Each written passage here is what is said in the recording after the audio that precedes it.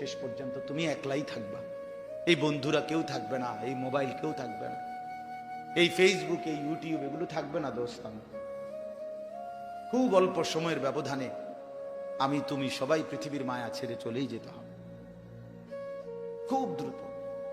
যুবকও কবরে চলে যায়, বয়স্ক মানুষও কবরে যায়, কোলের বাচ্চাও কবরে চলে যায়।